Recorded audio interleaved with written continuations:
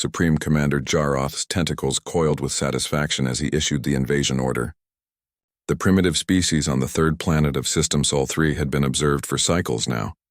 Weak, divided, constantly at war with themselves. Perfect prey for the Kravaxi Empire. Transmit the invasion directive to Battle Fleet Karas, he commanded, his voice resonating through the command chamber. Standard conquest protocol. Enslave the population, harvest their resources, add another world to the empire. The communications officer's bioluminescent patches flickered in acknowledgement. Message sent, Supreme Commander. Estimated arrival time to fleet 47 Earth hours via quantum relay. Jaroth settled into his command throne. Another routine expansion. By the time the fleet received orders, mobilized, and reached Earth, the humans would barely know what hit them. The Kravaxi had perfected this dance across 1,000 worlds. 23 hours later, alarms shrieked through the command station. Supreme Commander! The sensor operator's voice cracked with panic. Unknown vessels emerging from faster-than-light travel. Directly above our position. What? Jaroth lurched forward. That's impossible. Our fleet is still in the outer territories. They haven't even received... The view screen flared to life and Jaroth's 3 hearts froze. 17 warships hung in the void above the Kravaxi command station. Sleek, predatory things bristling with weapon arrays that made his empire's dreadnoughts look like ceremonial barges. Each one bore the same symbol, a blue marble wrapped in white clouds crowned with stars. Earth. Incoming transmission, the communications officer whispered. A human appeared on screen, female, with dark skin and eyes that held the cold weight of calculated violence. She wore a crisp military uniform, and behind her, Jaroth could see crew members moving with frightening efficiency. Supreme Commander Jaroth of the Kravaxi Empire, she said, her voice perfectly calm. I am Admiral Maya Okonkwo of the United Earth Defense Fleet. We received your invasion order. That's not possible, Jaroth stammered. We transmitted that message 23 hours ago. Your planet is 16 light-years away. Even with quantum relay, it won't arrive at our fleet for another day. The human's expression didn't change.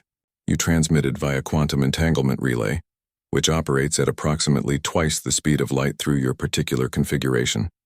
We've been monitoring your networks for 3 years. The moment your order left the station, we intercepted it. But even if you intercepted it, you couldn't have traveled here this fast. It would take weeks. Commander, Admiral Okonkwo interrupted. You've made 2 critical miscalculations. First, you assume that because we still use chemical rockets for planetary launches, that's the limit of our technology. What you observed were museum pieces and civilian transports. You never saw our military fleet because we didn't want you to. She leaned forward slightly. Second, you assumed that because humanity fights among itself, we're weak and divided. You're half right. We do fight. Constantly. Viciously. We've spent 10,000 years perfecting the art of warfare against ourselves. Do you know what happens when we stop fighting each other? Jaroth's tentacles trembled. We get very, very good at fighting everyone else, the Admiral continued. Our faster-than-light drives operate on principles your empire won't discover for another 1,000 years. We didn't just intercept your message, Commander. We decoded it, analyzed it, assembled a response fleet, traveled 16 light-years, and arrived at your command station 24 hours before your own forces will receive your order. This is a violation of the Galactic Convention. The convention you never told us about because you don't consider us advanced enough to have rights? Okonkwo's smile was sharp as broken glass. Here's what's going to happen. You're going to send a second message to your fleet. You're going to tell them the invasion is canceled. You're going to explain that Earth is under the protection of a mysterious advanced species that you accidentally provoked. Then you're going to submit a formal petition to the Galactic Council requesting humanity's immediate admission. And if I refuse? The Admiral gestured and the view screen split. Jaroth watched in horror as human warships materialized above every major Kravaxi military installation, industrial center, and colony world across their empire. Hundreds of ships all arrived simultaneously, all positioned with devastating precision. We also intercepted your complete military database, Okonkwo said softly. We know where everything is, Commander. Every ship, every base, every resource depot. We've been faster than your communications for the past 3 years. While you were deciding whether to invade us, we'd already infiltrated your entire empire. Jaroth's command chamber fell silent except for the labored breathing of his crew. "You have 1 hour," the Admiral said. "After that, we'll make first contact with the Galactic Council ourselves, and we'll use your empire as a demonstration of why humanity deserves a seat at the table. Your choice. Be the empire that wisely avoided catastrophe, or be the cautionary tale that every species learns about in their history files." The transmission ended. Jaroth stared at the human warships hovering above his station, each one a masterpiece of predatory engineering. He thought of his invasion order, still traveling through space, not yet arrived at his own fleet.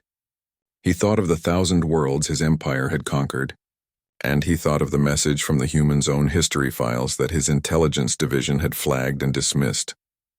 "We come in peace, but we're prepared for war." The Kravaxi had mistaken restraint for weakness. With shaking tentacles, Supreme Commander Jaroth began composing the cancellation order.